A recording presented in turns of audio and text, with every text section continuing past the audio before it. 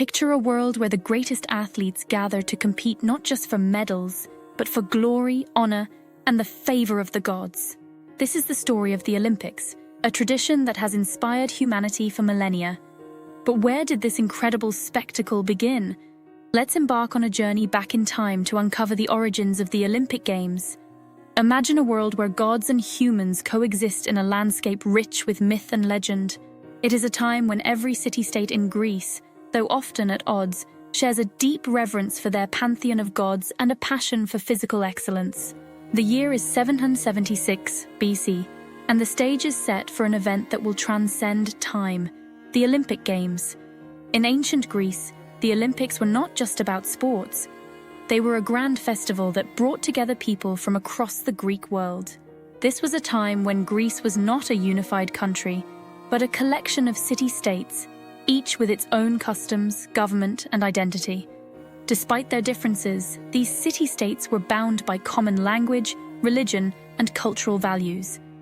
The Olympics were held every 4 years, a period known as an Olympiad. They were one of the Panhellenic Games, a series of athletic competitions held in honor of the gods. The other games included the Pythian, Nemean, and Isthmian Games, each dedicated to different deities. However, the Olympics held a special place in Greek culture, being dedicated to Zeus, the king of the gods. The significance of the Olympics went beyond athletics. It was a time for religious observance, political discourse, and cultural exchange. Poets, artists, and philosophers would gather to showcase their work, and political leaders would discuss alliances and treaties. The Games were a melting pot of Greek civilization, celebrating both individual achievement and collective identity. Chapter 2: Sacred Ground, Olympia. To truly appreciate the origins of the Olympics, we must travel to Olympia, a sacred site located in the western Peloponnese Peninsula. Olympia was not just a sports venue, it was a religious sanctuary dedicated to Zeus. The site was chosen for its divine significance, believed to be blessed by the gods themselves. Imagine walking through the ancient ruins of Olympia. The centerpiece of this sacred site was the Temple of Zeus, a magnificent structure that once housed a colossal statue of the god. Crafted by the sculptor Phidias, this statue was one of the 7 wonders of the ancient world. It stood over 40 feet tall, adorned with gold and ivory, and depicted Zeus seated on a throne, a symbol of his divine authority. Surrounding the temple were altars, treasuries, and other structures dedicated to various gods and heroes. The Altis, a sacred grove of olive trees, was believed to be the oldest part of the sanctuary. These trees were not just part of the landscape, they were integral to the rituals and traditions of the Games.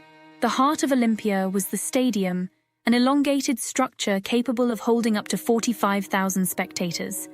The stadium was oriented to the east, with the starting line, the balbus, and the finish line marked by stone blocks. The adjacent hippodrome hosted the thrilling chariot races, while the palaestra and gymnasium were training grounds for the athletes. Athletes and spectators would travel from all corners of the Greek world to participate in and witness the Games. They would offer sacrifices to Zeus and other gods, seeking divine favor for victory. Olympia was more than a physical location. It was a symbol of unity, piety, and human excellence. Chapter 3: Gods, Athletes, and a Truce. The ancient Olympics were deeply intertwined with religion. The Games were held in honor of Zeus, and every aspect of the festival was imbued with spiritual significance. Athletes competed in the nude, a practice that symbolized the Greek ideal of physical perfection and purity. The Games were a way to honor the gods through the demonstration of human strength, skill, and endurance. Athletes from various city-states participated, representing their communities. This participation fostered a sense of shared identity and friendly competition among the Greeks. The Games were open to all free Greek men, regardless of their social status, creating an egalitarian spirit that transcended local rivalries. One of the most remarkable aspects of the ancient Olympics was the ekekaria, or sacred truce. During the Olympic period, all conflicts and wars were suspended, allowing athletes and spectators to travel safely to and from Olympia.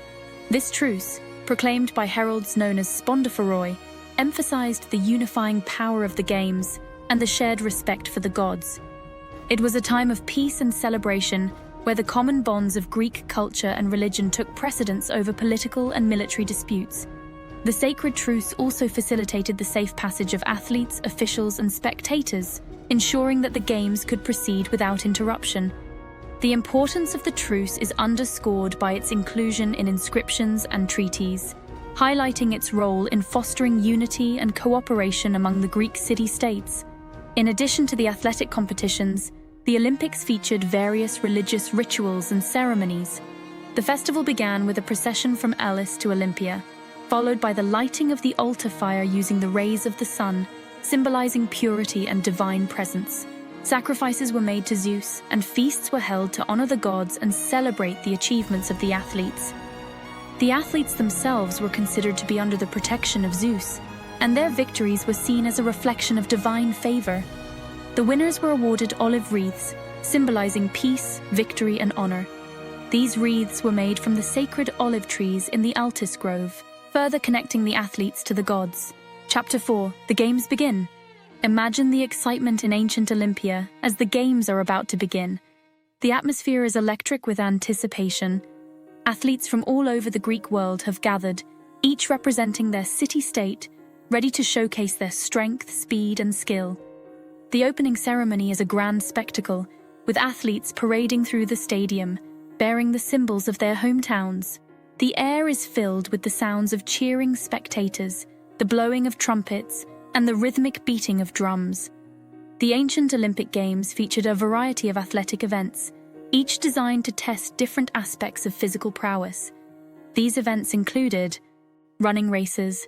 The stadium race was the most prestigious event, covering a distance of roughly 192 meters. Other races included the Dialos, a two-stage race, and the Dolichos, a long-distance race. Athletes sprinted across the track, their muscles straining as they pushed for victory. Pentathlon. This event combined 5 different disciplines: running, long jump, discus throw, javelin throw, and wrestling. The pentathlon was a true test of an athlete's versatility and overall fitness. Wrestling. A popular event, wrestling showcased strength and technique. Competitors grappled in a sand-covered arena, aiming to throw their opponent to the ground 3 times to win the match. Boxing. Known for its brutality, ancient boxing had minimal rules. Fighters wrapped their hands in leather straps and battled until one was knocked out or conceded defeat. Pankration. A no-holds-barred combat sport that combined wrestling and boxing. The only rules were no biting or gouging, making it one of the most intense and dangerous events. Chariot racing. Held in the Hippodrome, chariot racing was a thrilling spectacle. Both 2-horse, biga, and 4-horse quadriga chariots raced around the track at breakneck speeds, with drivers risking life and limb for glory. The winners of these events were awarded olive wreaths, symbolizing honor and glory. This humble yet prestigious prize elevated the status of the victors, who were celebrated as heroes in their city-states. The athletes' names and achievements were immortalized in poems, statues, and public records, ensuring their legacy endured. Chapter 5. Heroes and Legends. The ancient Olympics produced legendary athletes, whose feats became the stuff of myths and stories. One such athlete was Milo of Croton, a 6-time Olympic wrestling champion known for his incredible strength and endurance. Stories of Milo's exploits, such as carrying a bull on his shoulders and tearing a tree apart with his bare hands, were celebrated across Greece. His victories not only brought him personal glory, but also honored his city-state, Croton. Another celebrated athlete was Leonidas of Rhodes, who won 12 Olympic titles in running events over 4 consecutive Olympiads. His dominance in the stadion Diaolos and Hoplitodromos, a race in full armor, made him a revered figure in ancient Greece. Leonidas's achievements were so remarkable that his record stood for over 1,600 years, inspiring generations of athletes. Victory in the Olympics brought immense honor to both the athlete and their city-state. Successful athletes were often rewarded with lifelong privileges, such as free meals, front-row seats at public events, and exemption from taxes. Their victories were commemorated in poems, statues, and other artworks, ensuring their legacy endured. Women were not allowed to compete in the ancient Olympics, but they had their own event, the Heraean Games, held in honor of Hera, the wife of Zeus. These games featured foot races for young women and were an important aspect of female participation in ancient Greek athletics. Although the Heraean Games were not as prestigious as the Olympics, they provided an opportunity for women to demonstrate their athletic abilities and gain recognition. Chapter 6: Decline and Fall. The ancient Olympics thrived for over a millennium, but several factors eventually led to their decline. The rise of the Roman Empire brought significant cultural and political changes to the Greek world. As Rome expanded its influence, Greek traditions and values were gradually overshadowed by Roman customs. The Romans had their own forms of entertainment, such as gladiatorial games and chariot races in the Circus Maximus, which began to compete with the traditional Greek festivals. The spread of Christianity also played a significant role in the decline of the ancient Olympics. As the Roman Empire adopted Christianity, many traditional pagan practices were viewed with suspicion and disdain. Christian leaders criticized the games for their pagan associations and nudity. Emperor Theodosius I, a devout Christian, sought to suppress all pagan festivals and rituals. In 393 AD, he issued an edict banning the Olympic Games, marking the end of an era. By this time, the infrastructure of Olympia had also deteriorated. Earthquakes, floods, and invasions had taken their toll on the once magnificent site. The temples and stadiums fell into disrepair, and the site was eventually abandoned. The ancient Olympics, which had once been a symbol of unity and excellence, faded into history. As the ancient games faded into history, one might wonder, will the Olympic spirit ever return? Chapter 7: Rebirth, a modern Olympic dream. Centuries after the decline of the ancient Olympics, the spirit of the Games was rekindled by a visionary named Baron Pierre de Coubertin. Born in 1863, Coubertin was a French educator and historian with a passion for sports and a belief in their power to promote peace and international understanding. He admired the ancient Greek ideals of physical fitness, competition, and honor, and dreamt of reviving the Olympic Games as a global event. In the late 19th century, Coubertin dedicated himself to this vision, tirelessly promoting the idea of a modern Olympic Games.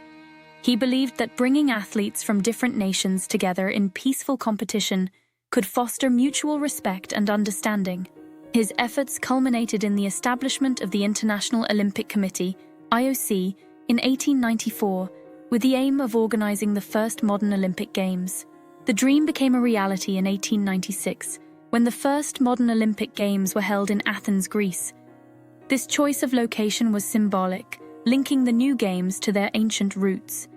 The inaugural event featured 241 athletes from 14 countries, competing in 43 events across 9 sports, including athletics, cycling, fencing, gymnastics, shooting, swimming, tennis, weightlifting, and wrestling. The Athens Games were a remarkable success, rekindling the Olympic spirit and laying the foundation for the future of the modern Olympics.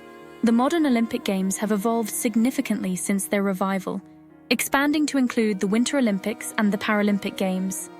The Winter Olympics, first held in Chamonix, France in 1924, showcased sports like skiing, ice hockey, figure skating, and bobsleigh.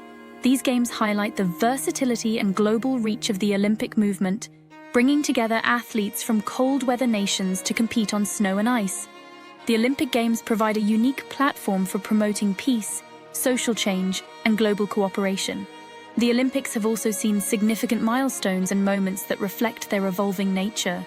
From the inclusion of women in the 1900 Paris Games to the first African-American gold medalist, Jesse Owens, in 1936, the Olympics have continually broken barriers and advanced social progress. The introduction of new sports, such as skateboarding, surfing, and climbing, keeps the Games relevant and exciting for new generations.